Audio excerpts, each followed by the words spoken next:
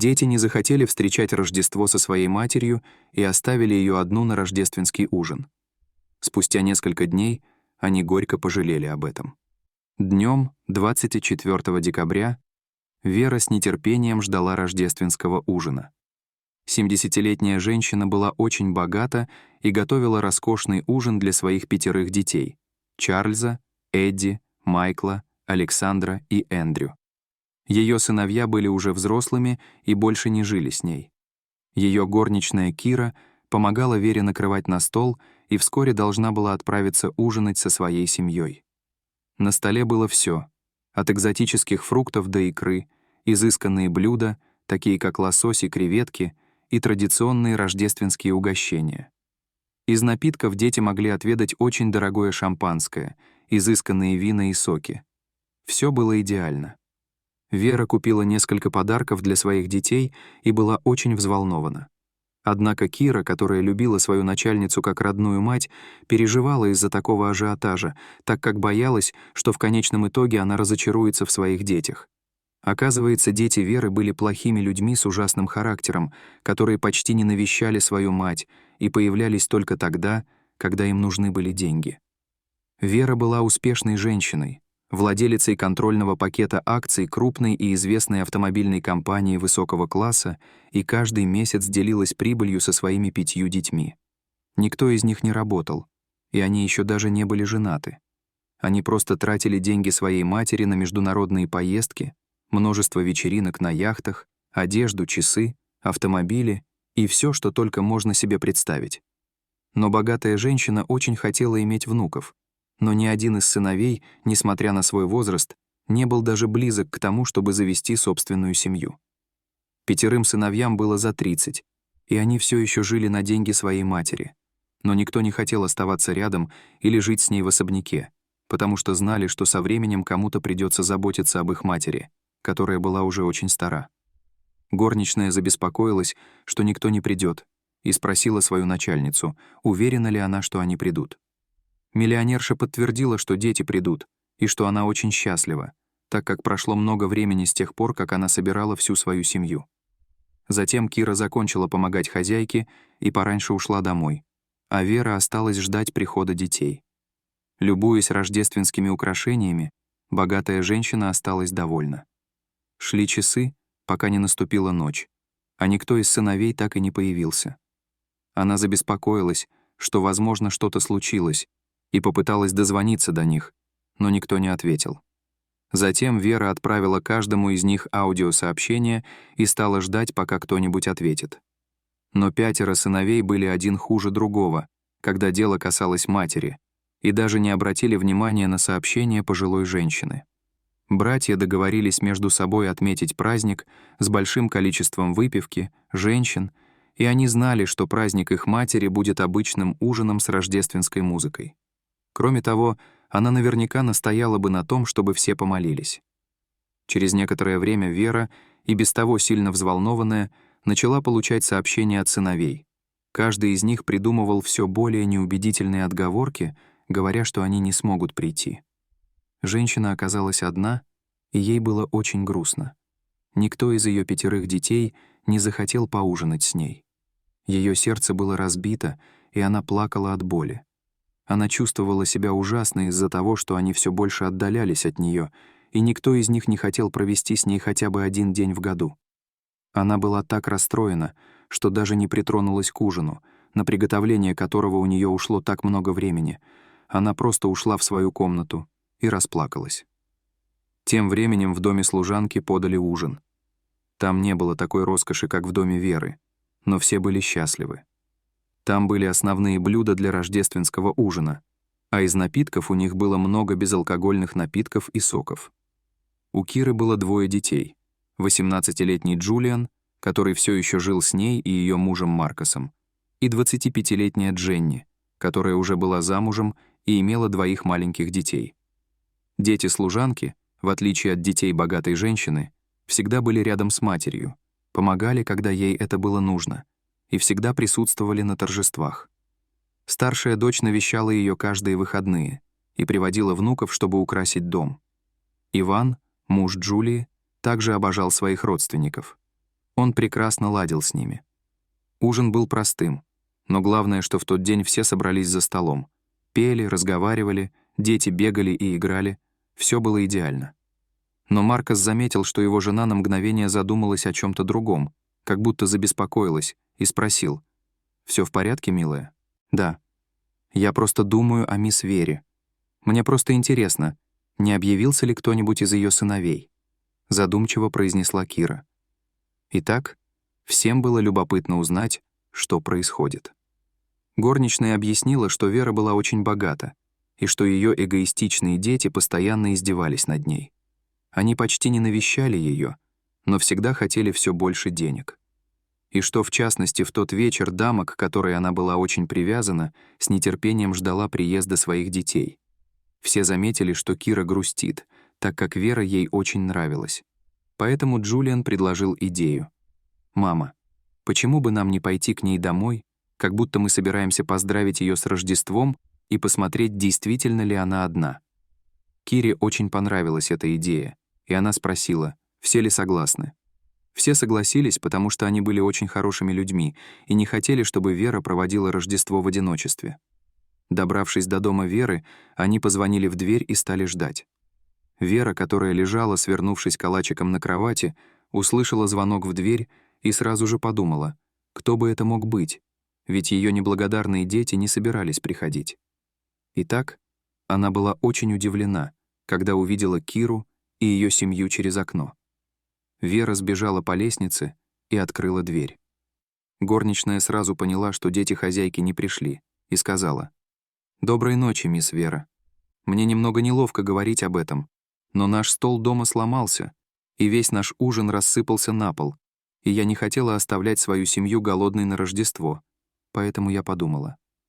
Но не успела бедная служанка договорить, как Вера, снова преисполненная радости, перебила ее. «Моя дорогая, здесь рады вам всем. Входите, пожалуйста, и чувствуйте себя как дома». Богатая женщина снова пришла в возбуждение.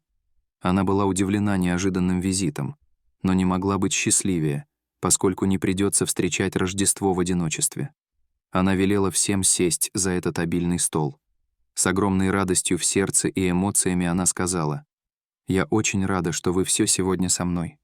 Бог знает, как мне это было нужно. Я благодарна тебе за все, что ты делаешь в этом доме, Кира. Ты — дочь, которой у меня никогда не было. Так что ты и твоя семья всегда можете заглянуть ко мне, когда захотите». Вместе они слушали музыку, смотрели на фейерверки, которые запускали на улице, пели, разговаривали и веселились всю ночь напролёт. А когда дети побежали играть вокруг огромной рождественской елки, они закричали: «Мамочка, здесь подарки! А мы можем их открыть?» Дженни, смутившись, тут же сказала: «Нет, дети, это не для вас». И извинилась перед богатой женщиной. Но миллионерша была счастлива, потому что нашла отношение детей очень милым. На мгновение она представила, каково это — иметь нескольких внуков, бегающих и играющих по дому. Затем она сказала: «Не волнуйся, милая. На самом деле, я хотела бы подарить вам подарки сегодня вечером. Все, идите сюда, к елке». И семья горничной, застенчивая, с радостью приняла подарки. Они и представить себе не могли, что однажды у них будут такие дорогие вещи. Маркос, Иван и Джулиан получили золотые часы, импортную парфюмерию и шикарные футболки, а также самую современную электронику. Кира и Дженни получили по новому мобильному телефону, которые предназначались для детей богатой женщины. Поскольку подарков для детей не было, женщина попросила их подождать минутку и зашла в одну из комнат. Через некоторое время она вернулась, нагруженная игрушками, чем очень обрадовала детей. Оказывается, Вера, мечтавшая о внуках, купила несколько вещей заранее. Дети подпрыгивали от счастья, подбежали к Вере и обняли ее, счастливые и взволнованные, и несколько раз поблагодарили ее. «Спасибо, бабушка Вера». Дженни извинилась и попросила детей перестать называть ее бабушкой. Но миллионерша расчувствовалась и чуть не расплакалась. Увидев, что все эти люди собрались здесь, смеясь и празднуя, она улыбнулась. Она почувствовала, что это ее семья. Она была очень рада, что они устроили ей замечательную ночь. Она пригласила их переночевать у нее, а на следующий день они устроили барбекю из продуктов, оставшихся от ужина. Им было очень весело. В конце дня Вера попрощалась с ними, поблагодарила за все и сказала, что у нее никогда в жизни не было такого счастливого Рождества. Семья усаживалась в машину, пока богатая леди разговаривала с Кирой. Вера посмотрела ей в глаза и сказала, что догадывается об их истинных намерениях прийти на ужин. «Я знаю, почему ты это сделала, моя родная, и я тебе очень благодарна. Мои дети неблагодарны, и с вашей семьей у меня было то, чего никогда не было с ними. Большое тебе спасибо за то, что сделал мой вечер лучше», — сказала Вера. Расчувствовавшись, Кира нежно обняла хозяйку и ушла. На следующий день никто из детей Веры не подал никаких вестей, и женщина поняла, что только Кира и ее семья ценят ее. Богатая женщина немедленно позвонила финансовому юристу своей компании и попросила его перевести все ее акции на Киру, что и было сделано. Вера также пригласила горничную и ее семью провести с ней новогоднюю ночь. Они были очень счастливы, так как привязались к этой даме, и все встречали Новый год с большой радостью. Несколько дней спустя Кира, приехав в особняк на работу, обнаружила женщину, лежащей на полу в спальне. В отчаянии она вызвала скорую помощь, которая прибыла быстро. Медики пытались привести ее в чувство, но безуспешно. Вера умерла от сердечного приступа. Безутешная горничная пожалела, что ее не было рядом с хозяйкой в то время. Вера умерла одна в огромном доме в одиночестве. Вся семья Киры была глубоко опечалена и плакала несколько дней. Даже на похоронах у сыновей не хватило порядочности появиться. Кира сама организовывала похороны. По всей комнате были расставлены петунии, поскольку Кира знала, что это любимые цветы хозяйки. Ближайшие сотрудники ее компании произнесли трогательную речь в честь своего босса. Семья горничной также рассказала, какой лучезарной была Вера в последние несколько дней, как чудесно было находиться рядом с ней и что для них было огромным удовольствием познакомиться с ней. Итак, сотрудники и друзья попрощались с этой женщиной. На следующий день Кира отправилась в особняк посмотреть, все ли в порядке. Она хотела оставить все в порядке из-за того, что беспокоилась о Вере, о ее злых детях, которые должны были приехать с минуты на минуту. Однако, когда она приехала, сыновья уже были в особняке и спорили. Не прошло и дня с тех пор, как леди была похоронена, а негодяи уже дрались за то, кому достанется наследство. Когда они увидели, что Кира приехала, они посмотрели на нее с презрением, а старший, Чарльз, сказал: «Убирайся отсюда, служанка. Теперь, когда наша мать умерла, ты здесь больше ни на что не годишься. Ты уволена». И все остальные согласились. Кира ушла обиженной и очень злой.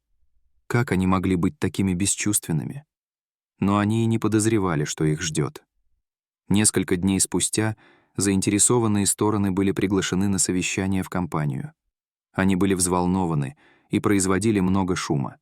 Они кричали, требуя, чтобы адвокаты немедленно зачитали завещание покойной матери. Адвокаты сели в комнате для совещаний с 5 детьми бывшего босса и начали зачитывать завещание. Негодяям не терпелось услышать ту часть, которая касалась распределения наследства. И вот настал этот момент.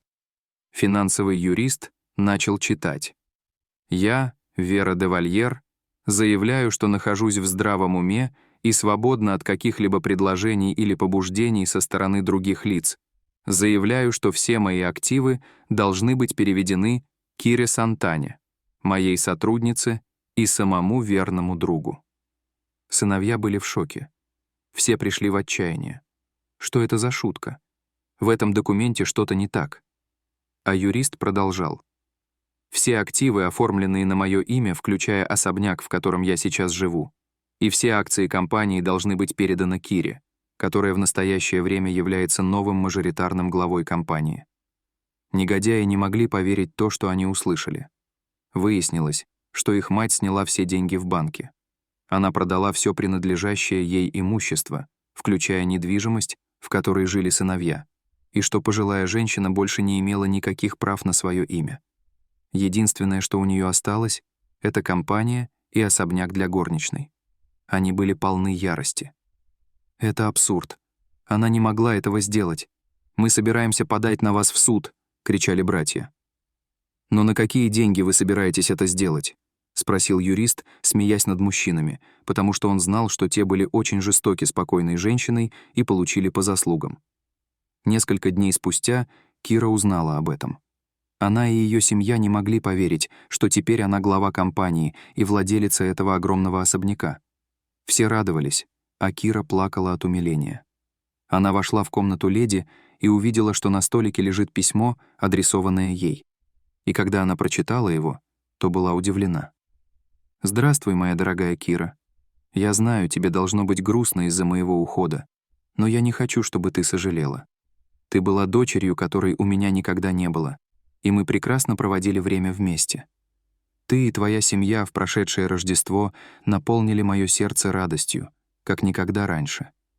Я чувствовала себя очень любимой, и теперь я хотела бы, чтобы ты тоже чувствовала себя любимой мной.